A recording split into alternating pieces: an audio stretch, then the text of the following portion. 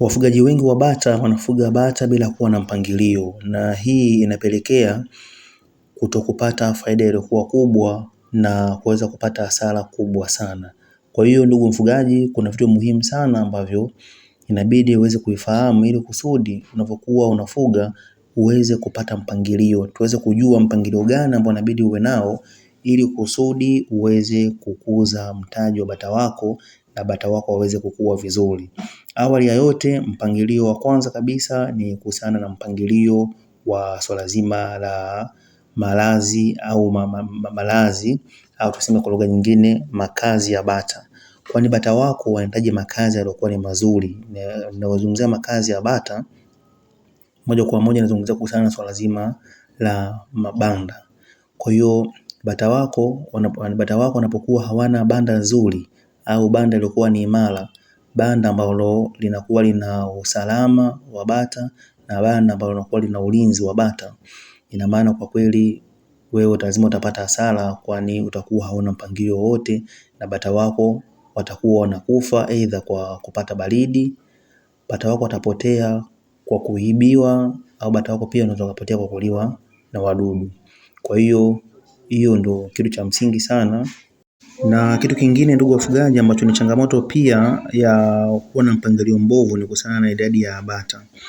Kwa unakuta wafugaji wengi wanakuwa na bata wengi katika eneo ambalo ni dogo. Kwa hiyo inabidi ujitahidi sana kuweza kubalance eneo lako ulilonalo pamoja na idadi ya bata ulionao. Kwa hiyo ina maana kwamba kuna baadhi ya wafugaji unakuta ana bata wengi lakini zizi lake au banda lake la kulala linakuwa ni banda dogo, kwa unakuwa na banana. Na pia unakuta kuna wengine banda nalo kubwa lakini sehemu ya kwenda kupumzikia, maana bata inabidi watoke wakapumzikie wale kama unavyoangalia katika screen yako hapo, au bata wanakuwa wanakula. Kwa hiyo inabidi wapate nafasi ya kuweza kuoga, nafasi ya kuweza kupaa, nafasi ya kuweza kupiga mabawa. Kwa unakuta unapokuwa unaanzisha ufugaji huu wa bata, ili kusudi ufugaji wako uweze kuongezeka na uwe ufugaji wa tija, pia inabidi uzingatie sana katika swala zima hili la idadi ya bata. Inabidi idadi yako ya bata ulionayo waweze kulingana na eneo ulionalo. Ni vizuri zaidi kama utakuwa na idadi kubwa, eneo lako nalo dogo, basi unaweza kuwavuna kuwapunguza wakawa ni wadogo. Na pia kwenye idadi pia hiyo jitahidi sana kuweza kubalance idadi ya majike na madume, uweze kubalance. Unashauriwa kwamba dume moja liweze kuwa lina uwezo wa kuhudumia majike ambayo ni 5. Kwa hiyo unapokuwa unafanya ufugaji kama huu ni muhimu sana kuweza kuzingatia kitu kama hicho, kwamba unapokuwa na dume moja linakuwa lina uwezo wa kuhudumia majike ambayo ni majike 5. Kwa hiyo kama utakuwa na majike 20, jitahidi sana kuwa na madume 4. Kwa inabidi una majike 20, madume 4. Hiyo itakuwa katika square ambayo ni nzuri. Hiyo ndio idadi ya bata ambayo inabidi kuweza kuangalia. Kwa kama utakuwa na madume wengi, madume hao wanaweza kupigana, na kama sio kupigana na pia wataweza kupigana na watapungua uzito. Kwa hiyo unashauriwa kuweza wavune, chagua madume ambao wako imara, madume ambao wanaweza katoa watoto ambao wanaweza katoa vizazi ambavyo viko vizuri. Ndio ndugu mfugaji, kuna mfugaji mmoja tuliwahi kumtembelea na tuliweza kukuta changamoto kubwa ambazo alikuwa nazo. Ina maana kwamba yeye alikuwa na bata 300.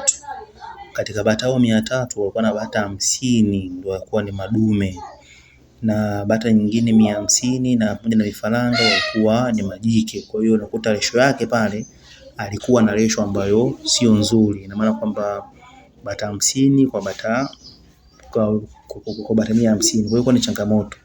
Kwa hiyo ule alituita kwa sababu baada ya kuona kwamba bata wake wanakuwa wamepungua uzito, na pia bata wake walikuwa wanakufa sana, wale watoto wale vifaranga vilikuwa vinakufa, na pia hata bata wakubwa pia walikuwa wanakufa. Kwa hiyo tukaenda kumtembelea, tukajaribu kuweza kumshauri, na tulikuta kuna changamoto ya uwiano ulikuwa sio mzuri. Kwa hiyo uwiano wenyewe ulikuwa katika idadi ya bata walikuwa hawako vizuri. Ina maana alikuwa nao wengi lakini banda lilikuwa liko dogo, na pia eneo la kula lilikuwa pia nalo ni dogo. Kwa hiyo unashauriwa kama utakuwa nao wengi, kwa inabidi ujitahidi sana kuweza kuwapunguza ili kusudi waweze kupata uwiano uliokuwa ni mzuri kati ya banda kati ya eneo la kula na pamoja na wale madike na madume. Na mpangilio mwingine ambao watu wengi sana wanafeli na inawapelekea katika kupata hasara iliyokuwa kubwa ni kuhusiana na ratiba ya chakula. Bata wengi wanakuwa wanakula chakula, mfugaji anakuwa analisha chakula lakini hana ratiba au mpangilio maalum wa kuweza kuwapa chakula hicho. Kwa hiyo mimi naomba nikuulize kwamba wewe katika ufugaji wako, ina maana una muda gani katika ufugaji wako? Na ufugaji je, wewe kama wewe una mpangilio wote au una ratiba yoyote ambayo umeweza kujiwekea katika swala zima la ulishaji wa bata wako?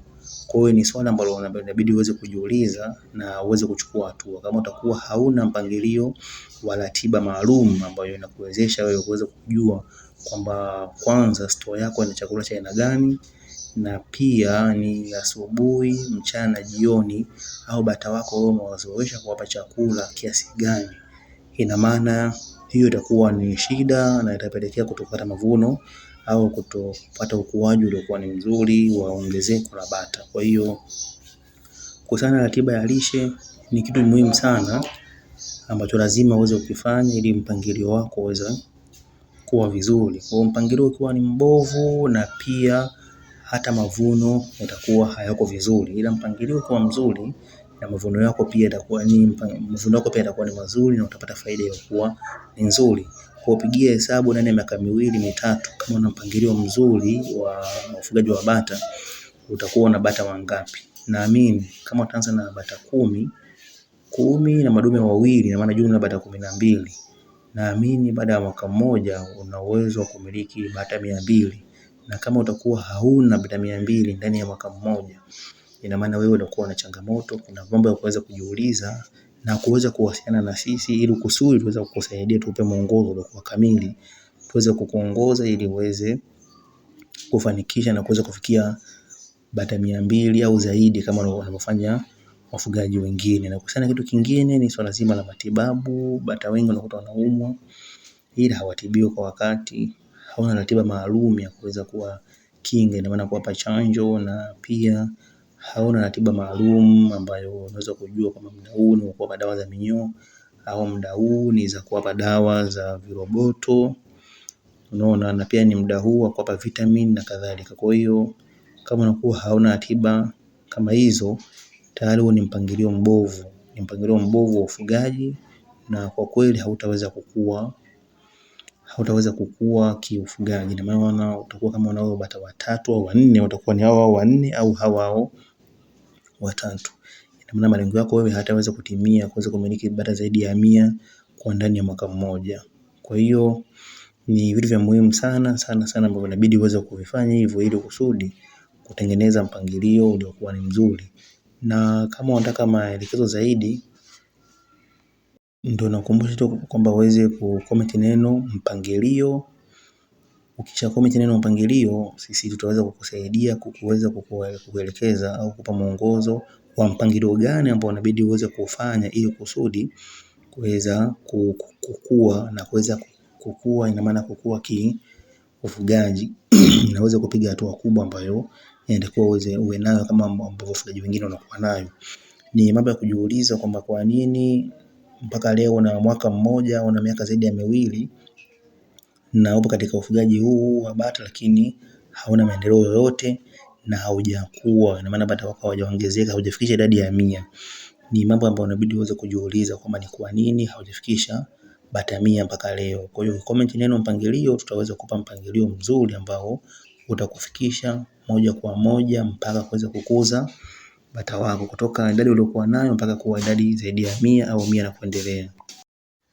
Naomba pia nikukumbushe uweze kusubscribe, kulike na comment ili uwe wa kwanza kwa ajili ya kupata video bomba ambazo zinahusiana na swala zima la ufugaji wa bata. Na pia uweze kucomment neno mpangilio tuweze kutumia mwongozo mbalimbali. Na tunashukuru sana kwa kuweza kuwa nasi kuanzia mwanzo mpaka mwisho wa video hii. Na mwisho wa hii video ndio mwanzo wa video nyingine nzuri ambayo inahusiana na swala zima la ufugaji wa bata. Kwa hiyo tunashukuru sana ndugu mtazamaji kwa kuwa nasi. Pia naomba uweze kujiandaa na video moja nzuri ambayo inahusiana na siri kubwa ya mafanikio ya ufugaji wa bata. Tutazungumzia kuhusiana na siri kubwa ya mafanikio. Watu mbalimbali wanafanikiwa kuhusiana na swala zima la ufugaji wa bata, kwa tutajifunza siri zao mbalimbali ambazo wanajifunza.